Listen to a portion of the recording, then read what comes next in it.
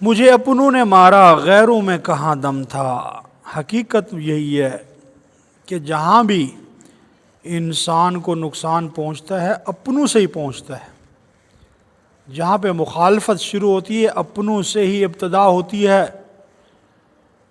جو گود میں پلنے والے ہوتے ہیں وہی سانپ بن کر ڈستے ہیں۔ جنہوں نے تمہارا کھایا ہوتا ہے، تمہارے دسترخوان پر بیٹھ کر تمہاری روزی اجاڑی ہوتی ہے، کھایا ہوتا ہے، تو وہی تمہیں ڈستے ہیں۔ یہ دنیا کا قانون چلا آ رہا ہے۔ ایک وقت تھا کہ جو کسی کے گھر کا نمک کھا لیتا تھا تو وہ نمک حرامی نہیں کرتا تھا۔ اسی لیے ابراہیم علیہ السلام کے پاس جو فرشتے آئے خوشخبری دینے کے لیے بیٹے کی، تو جب ابراہیم علیہ السلام نے ان کے سامنے بچھڑا بھون کے رکھا تو انہوں نے اپنا ہاتھ نہیں بڑھایا، کھانے کی طرف نہیں گئے۔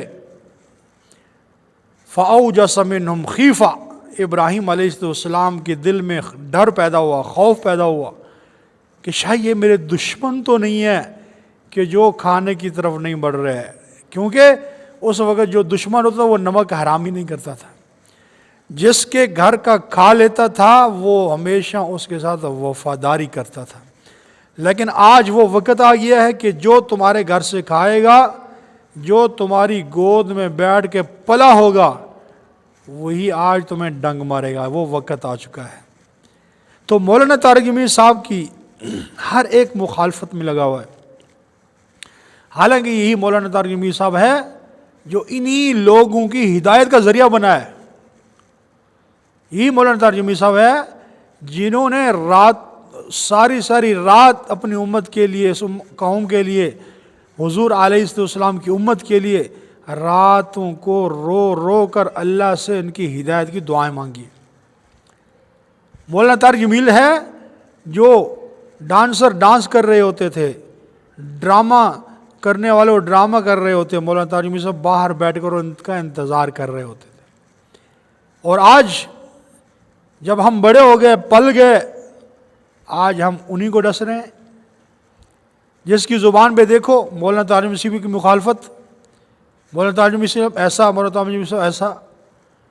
تو میرے بھائیوں، یہ نمک حرامی چھوڑ دو اور کسی کو اتنا نہ ستاؤ، اتنا تنگ نہ کرو، اس کے اوپر اللہ کی زمین کو تنگ نہ کرو کہ کہیں اللہ کی لاٹھی جو بے آواز لاٹھی ہے وہ نہ چل جائے۔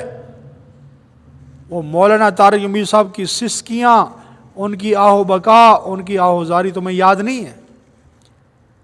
جو مجموع کے اندر روتے تھے، دعاؤں کے اندر روتے تھے اور اللہ سے اس امت کی ہدایت کی دعائیں مانگتے تھے، آج ان کی وہ سسکیاں، آہ و بکا آج تمہیں نظر نہیں آ رہی۔ اور جس بندے نے اپنی ساری زندگی تبلیغ میں لگا دی ہے، 18 سال سے نکلے اور آج 72 سال کے ہو گئے، سارا کچھ لگا دیا تبلیغ کے اوپر، اپنی جوانی لگا دی، اپنا بڑھاپا، اپنا علم، سب کچھ لگایا، اور 6 برے اعظموں میں جا کر مولانا طارق جمیل صاحب مدظل العالی نے لوگوں کو اللہ کا دین سنایا۔ جہاں پہ دا اینڈ آف دا ورلڈ لکھا ہوا ہے وہاں پہ مولانا طارق جمیل صاحب گئے کہ یا اللہ آگے تیری زمین ختم ہو گئی ہے، اگر مجھے معلوم ہوتا تو میں آگے بھی جاتا۔ تو آج ہم اپنی جھوٹی زبانوں سے، گندی زبانوں سے مولانا طارق جمیل صاحب کو گالیاں دے رہے ہیں، تو کیا اللہ کی بارگاہ میں نہیں جانا ہے؟ مرنا نہیں ہے؟ اس ایک غریب اور فقیر انسان کے پیچھے یہ ساری دنیا لگی ہوئی ہے، ہر کوئی مخالفت میں باتیں کر رہا ہے۔ اس لیے خدا کا خوف کرو، اللہ سے ڈر جاؤ قبل اس کے کہ اللہ کی لاٹھی چل جائے۔ اس لیے اپنی زبانوں کو لگام دو۔ مولانا طارق جمیل صاحب جیسی شخصیت اللہ کبھی پیدا کرتے ہیں، آج اگر وہ دنیا سے چلے گئے، خدا کی قسم ان کا خلا پورا نہیں ہوگا۔ آج وہ دنیا سے چلے گئے، ان جیسا بہت بڑا عالم دنیا میں پیدا ہونا مشکل ہے۔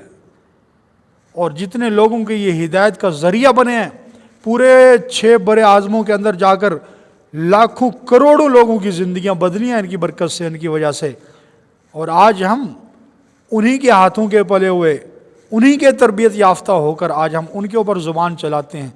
اس لیے سوشل میڈیا پر بیٹھ کر اپنی زبانوں کو لگام دی جائے اور اللہ سے ڈرا جائے کہ اللہ ہم سب کی حفاظت فرمائے اور مولانا طارق میاں صاحب کی زندگی میں اللہ برکت عطا فرمائے۔